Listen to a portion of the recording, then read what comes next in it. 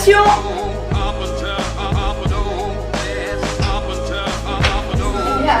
Ça va?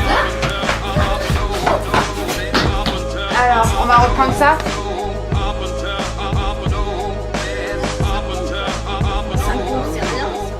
Cette semaine a été géniale, on a vraiment bien bossé, les rôles d'acteurs ont été vraiment bien travaillés et c'était vraiment trop cool. Comment ça, qu'est-ce que t'as fait? Mais rien, c'était un jeu. Quel jeu? De quoi tu parles? J'aime bien faire ce type de stage parce que ça permet de réfléchir avec des jeunes sur une problématique donnée qui les concerne. On a décidé de faire un peu comme l'année dernière, c'est de faire un film contre le harcèlement. Là, la catégorie du harcèlement, c'est le cyberharcèlement. On travaille des personnages, donc ça permet ensemble de réfléchir aux réactions de chacun vis-à-vis du harcèlement. Quelle prise ça a sur les jeunes aujourd'hui? Est-ce que les cyberharceleurs sont aussi complètement conscients de ce qu'ils font ou pas? Et quelles différentes réactions ça pose sur les jeunes? On se met à la place de l'autre et ça permet à mon avis de mieux comprendre ce que c'est que le harcèlement. Ça dérange si je souris en fait quand je la regarde? Parce que vous ne me voyez pas quand je souris là. Non mais ça c'est bien, c'est bien, ouais. c'est bien. Vos réactions elles sont très bien.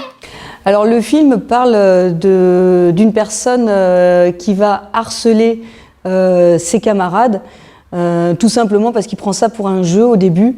Donc il lance des défis, des challenges qu'il communique et envoie via les réseaux sociaux, Snapchat, WhatsApp, etc. Donc il sollicite ses camarades pour faire des défis qui sont de plus en plus dangereux. Après ça va de fil en aiguille. Donc évidemment le dernier challenge c'est le plus grave.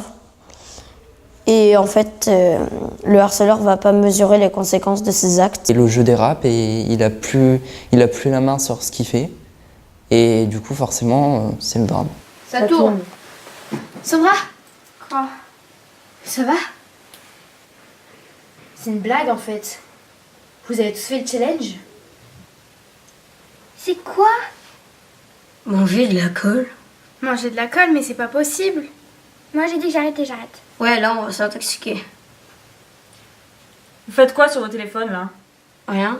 Bah vous les rangez, vous allez en cours.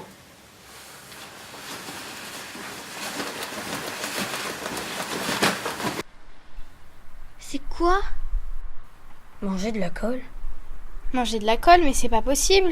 Moi j'ai dit que j'arrête et j'arrête. Avec ces jeunes-là, du coup, il a été question d'abord le premier jour, le jour où on a écrit le scénario, de d'abord leur faire comprendre et composer leur personnage par rapport à eux ce qu'ils sont, par rapport aux réflexions qu'ils ont données sur le cyberharcèlement, par rapport à leur réaction tout court à ça. Donc leur faire prendre conscience des personnages qu'ils allaient jouer.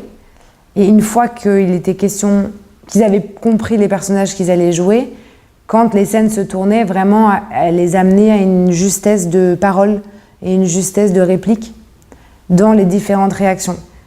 C'est pas mal. Peut-être plus... faut que tu répondes tout de suite. Vous avez eu 6,3 millions de vues. Ouais, et 14 000 commentaires aussi. Dans la direction d'acteurs, on a aussi essayé d'établir des personnages vraiment nuancés et vraiment différents. C'est quoi? Un message. On a le même? Faites 5 pompes, sinon je pirate vos téléphones. On peut faire 5 pompes, non mais c'est n'importe quoi. Comment ça pirater nos téléphones déjà? Bah Mais non. viens, on fait 5 pompes, c'est rien. Bah ouais mais on connaît pas le mec, on va pas faire des pompes alors qu'on connaît pas. Mais non, c'est bon. Allez. Il faut qu'on comprenne qu'une chaîne peut paniquer un adolescent. Il faut qu'on comprenne, à contrario, que la chaîne peut ne pas avoir d'effet. D'accord? Ça se joue entre vous deux, c'est vraiment deux postures différentes. Moi, je joue Léna, donc on a préféré garder nos vrais prénoms. Donc c'est un personnage qui va résister à la chaîne et qui va hurler sur ses potes les chaînes c'est que pour ceux qui y croient. Et en fait, ça va vraiment être celle qui va vraiment aider, on va dire, ses amis à plus y croire. Et dès le premier challenge, elle veut pas le faire. Arrête de flipper Marilou, c'est bon, c'est qu'une chaîne. Justement, c'est une chaîne. Et Momo Challenge alors. Les chaînes c'est que pour ceux qui y croient. Moi je suis un peu la peureuse qui a peur des challenges comme ça. Et donc du coup je vais toujours tout suivre ce que je reçois.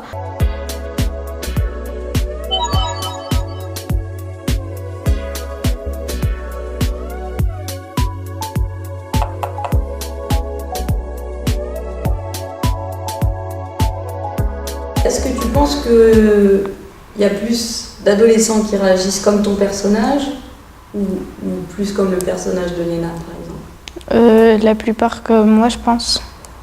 Est-ce que tu crois que ton personnage il a peur au fond de lui ou pas? Je pense que non. Enfin, il a plus peur, je pense, pour ses amis que pour lui-même, en fait.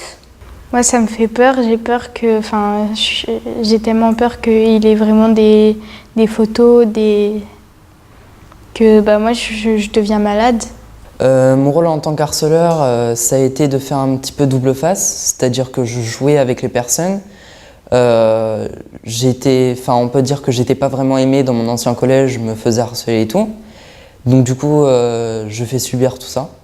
Mon personnage se sentait puissant jusqu'à temps que le drame s'est passé et donc forcément, le jeu dérape. Ton personnage, il le voit comment vraiment le challenge? Comme un jeu, en fait, c'est un jeu pour lui. D'ailleurs, c'était un jeu à la base. Sauf qu'après, c'est parti en catastrophe. Et comment il voit qu'il y a des limites à pas dépasser, ton personnage? Bah, c'est de se mettre en danger. Quand tu sors des toilettes, tu sors innocemment, toi t'es pas bien et tu les vois et tu te dis oh mince, elles sont là. Tu vois? Et du coup, c'est Sandra, mais qu'est-ce qu'il y a, ça va? Et tout de suite, c'est pas t'as reçu le message, c'est t'as quand même pas mangé la colle. Tu me promets, je le ferai plus. Je te promets. C'est fini, tu me promets. Je le referai. Ok, c'est bon, voilà. Notre but à toutes les deux, c'était d'avoir de la justesse dans le propos, d'avoir une histoire qui tienne la route et qui fasse comprendre aux autres jeunes qui regarderont ce film les conséquences du harcèlement, du cyberharcèlement et comment on peut ne pas mettre un doigt dans l'engrenage en ce qui concerne le cyberharcèlement, comment est-ce qu'on peut résister dès le départ et se dire que la menace, elle prend pas, elle peut ne pas prendre, elle peut ne pas avoir de prise. Qu'est-ce que tu penses de ces chaînes, des Momo Challenge et tout ça? Ah, bah... je suis pratiquement sûre que c'est comme cette fiction. Au début, c'est parti d'un jeu. Et puis après, il y a d'autres gens qui ont repris le jeu, mais pour faire du mal, en fait. J'ai beaucoup reçu de chaînes sur mes messages. Je connais le Momo Challenge et j'ai trouvé ça juste horrible. Je trouve ça débile, surtout que j'ai un camarade de classe qui a commencé à le faire. Et tout de suite, dès que j'ai vu sur WhatsApp qu'il nous envoyait des screens de la conversation et tout, j'ai dit maintenant t'arrêtes, c'est bon, tu arrêtes de faire ça. Moi, dès que j'ai reçu des chaînes, et j'en reçois encore, je supprime le contact et je le bloque. Parce que ça va juste me nuire à la santé ou quoi, justement avec le challenge vidéo ou le glaçon ou quoi. Et voilà, quoi. Je connais tout ça et je trouve ça juste horrible. Moi, je trouve ça un peu effrayant. La manipulation qui est faite sur des adolescents qui sont extrêmement crédules, qui sont à un âge où la vie sociale est hyper importante pour eux et où on a l'impression que ce qu'on vit à ce moment-là de notre vie, c'est ce qui va exister pour le reste de notre vie et que du coup, si à ce moment-là, il y a telle photo qui est publiée de nous ou telle rumeur qui est dissipée sur nous, en tant qu'adolescents, on a l'impression que toute notre vie, ça va nous poursuivre. On n'a pas conscience que ça va disparaître à un moment, qu'on va vivre plein d'autres choses. Et je trouve ça hyper violent. Quelle que soit la forme du harcèlement, il faut toujours en parler.